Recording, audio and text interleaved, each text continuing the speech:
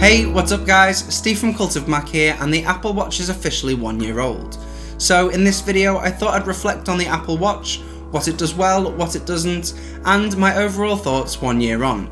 So let's get started. So let's start with the design. When it was first announced I was quite surprised to see a square face, looking more like one of those retro Casio watches rather than one of the rounded watches of today. I was certain that the Apple Watch would look something like the LG watch, but I was wrong.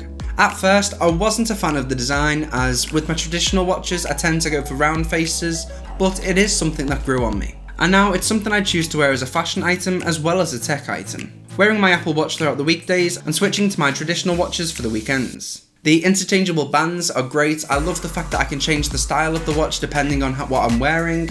So if I'm just working from home, I'll wear one of the comfortable silicone bands, but if I'm going to a party or a business meeting or anything like that, I'll switch it out for one of the metal bracelets, just so it looks a little bit smarter. I only own one genuine Apple Watch band, which is the Milanese loop. I got that with the watch when I ordered it. I love the look of that, but the only problem I have with that one is it catches my hairs and my stubble just generally throughout the day, and it's a massive pain in the ass. The rest of my bands are third party from companies such as Monoware, and they make great quality bands at much lower price points than Apple. I just couldn't afford to buy the amount of bands I wanted from Apple. So what do I use my watch for? Well, it does three things really well. It tells the time, displays notifications, and tracks your activity. When I say telling the time, I mean it's a watch, so you would hope it does. But it's got some great digital faces to choose from, although I would like to see some more analog style watch faces. Notifications I find useful depending on which app they're coming from. If they have a native watchOS app, then great. I can respond from the watch and use dictation to reply to messages and so on. If they don't have a native app though, all I can do is dismiss it on the watch and then I have to return to my phone to do anything about it, which kinda takes the point away from having a smartwatch. The apps that the Apple Watch has takes a while to load, whether that's due to them pulling information from your phone, or just that the hardware in the watch could be better. It's still painfully slow, and it hasn't changed since day one. This is super frustrating when we live in a world chasing the fastest and most powerful phones, but I'm holding my arm out on an angle waiting for apps to load. And finally, fitness tracking. Now, as you can probably see, I'm not the most active of people, but hitting goals is motivating me to get away from my desk for a bit, going for a walk and getting some exercise, which I find really handy working from home, especially telling me to stand up and have a bit of a walk. Most of my work is sitting in front of this desk, so I can easily lose track of time when I start editing. Having the watch telling me to stand up and go and walk or move about and hit a goal is a great source of motivation for me.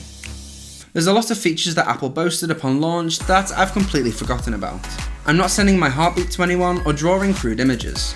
Phone calls is something I do infrequently, and tends to be when I'm driving, as I can use Hey Siri to activate the watch and make sure I don't take my eyes off the road. But making phone calls like Dick Tracy isn't something I do all the time. The speakers on the Apple Watch aren't too loud and they sound a little bit tinny, plus whoever's on the other end of the line always complain that they can't hear me properly. So it's back to the phone.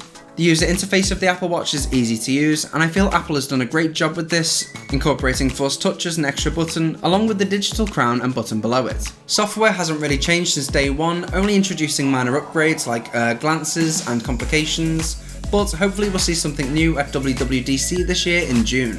The hardware has also stood up to the test of time.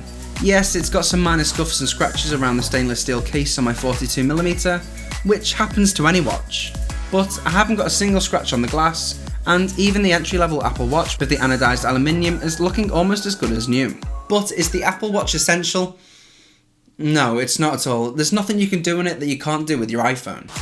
Yes, it's a nice convenience to answer calls and texts on your watch, but for the price, it's just too limited. Hopefully, app developers can start to find more uses for apps, and Apple gives them the tools to do it.